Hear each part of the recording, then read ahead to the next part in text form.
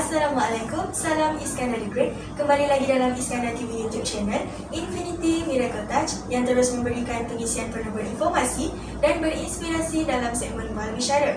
Seperti biasa, pada hari ini saya, hos Eva, bersama tetamu jemputan kita, Tuan Azman Hambali yang merupakan Timbalan PPD Batu Pahat, Sektor Pembangunan Murid.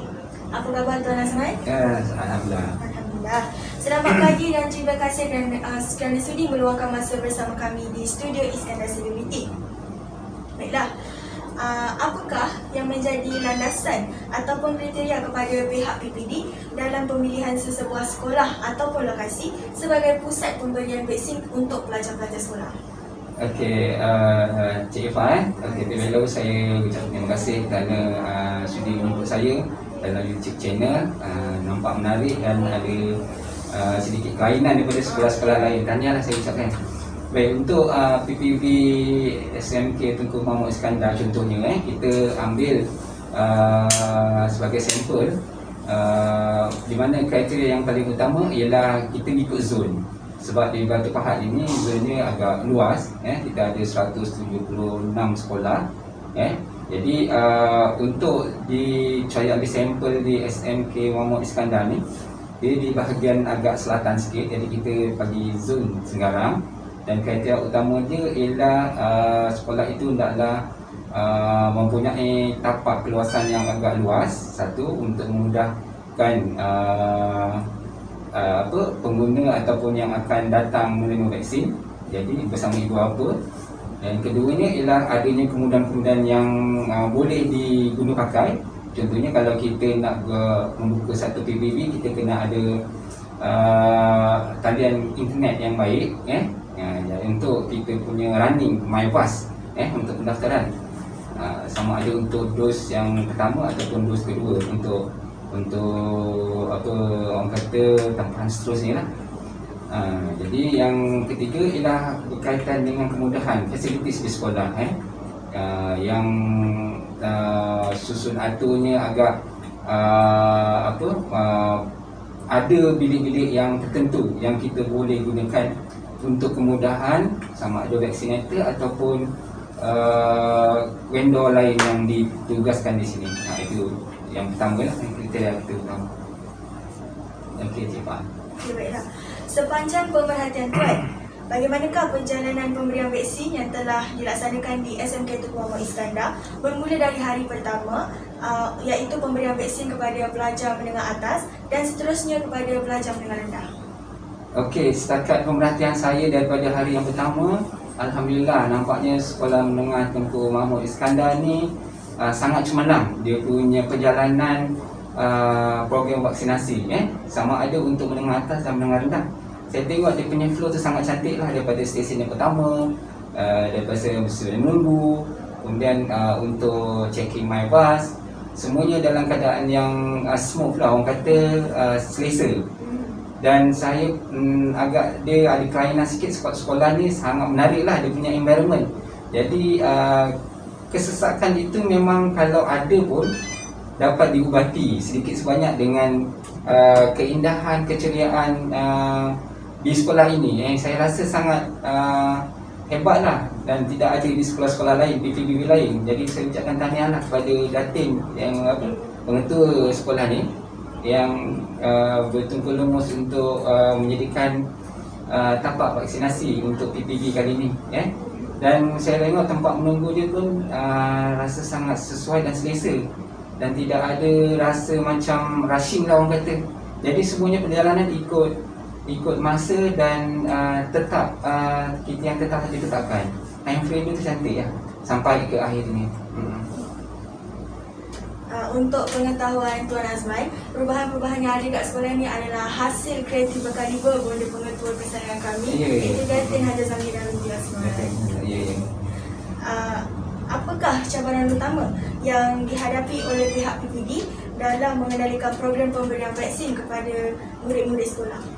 Okey, cabaran yang pertama ialah kita terpaksa mengendalikan kalau menengah atas tu sejumlah lebih kurang 11,000 murid di daerah Batu Pahat yang terpaksa kita laksanakan dalam tempoh masa yang sangat singkat.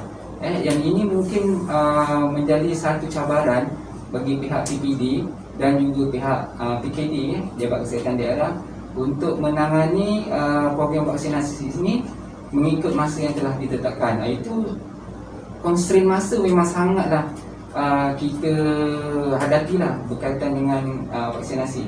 Namun demikian, kita ada engagement yang sangat baiklah dengan pihak PKD, dan semua ini kita dapat atasi menerusi pecahan-pecahan vaksinasi lah daripada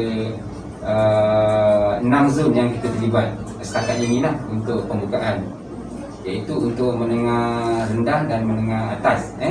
Untuk sekolah 12 tahun yang akan datang ni pun Mahmud Iskandar pun terlibat juga, sebab saya pilih juga sebab antara faktornya ialah kelancaran pada program vaksinasi yang pertama dulu. Jadi tahniahlah.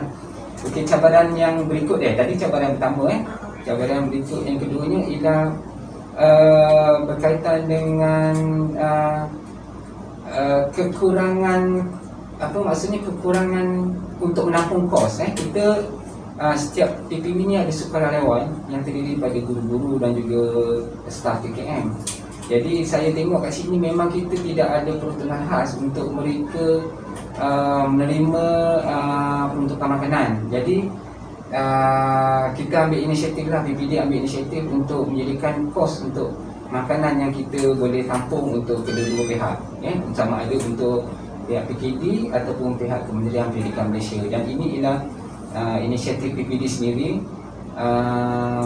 sebab kita kesianlah, kita memang tidak ada apa-apa peruntukan khas yang kita terima daripada agensi luar ataupun daripada KPM dan sebagainya.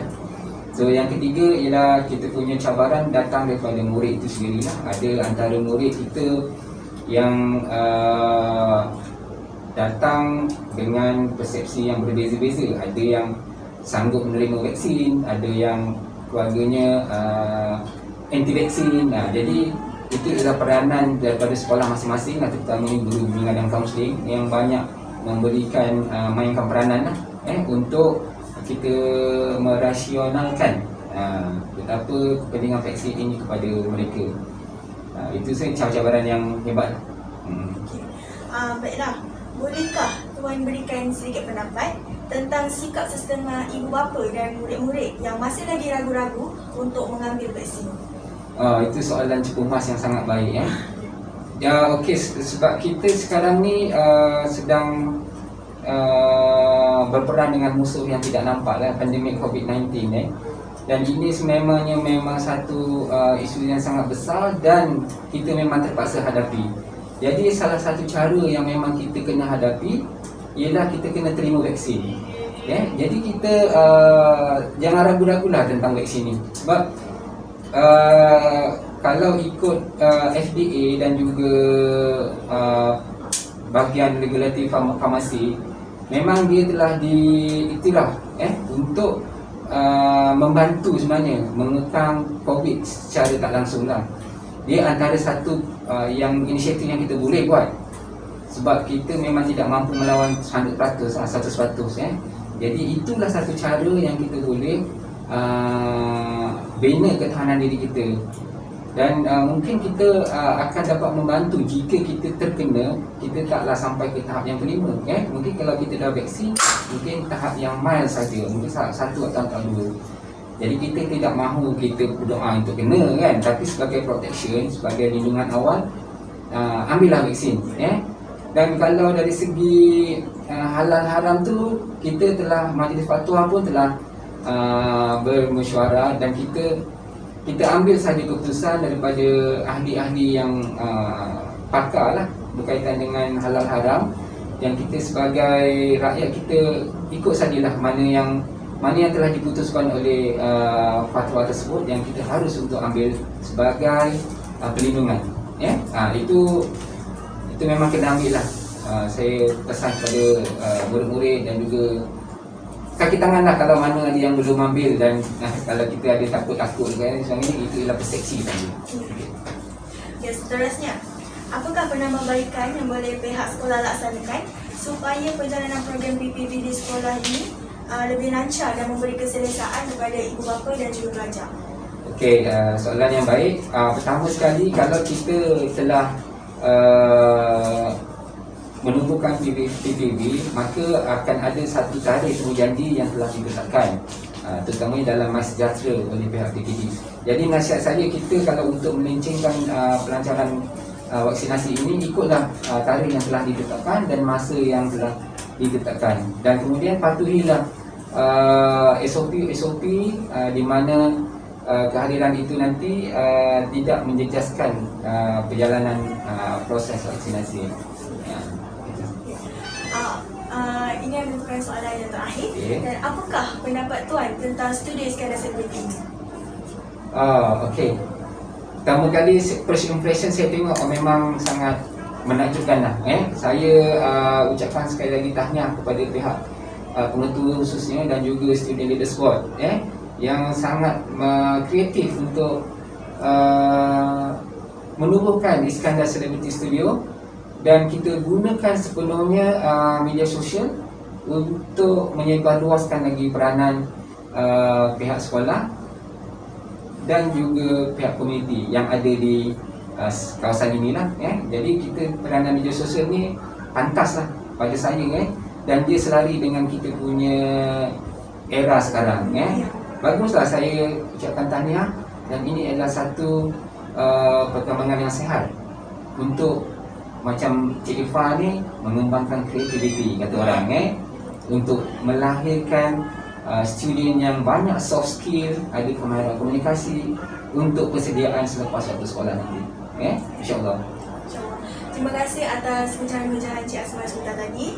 Nampaknya segmen berbicara kita telah pun berada di penghujungnya. Semoga Tuan Azman diberikan kesihatan yang berpanjangan untuk Tuan Azman menjalankan tugas-tugas Tuan Azman dengan sempurna. InsyaAllah, amin.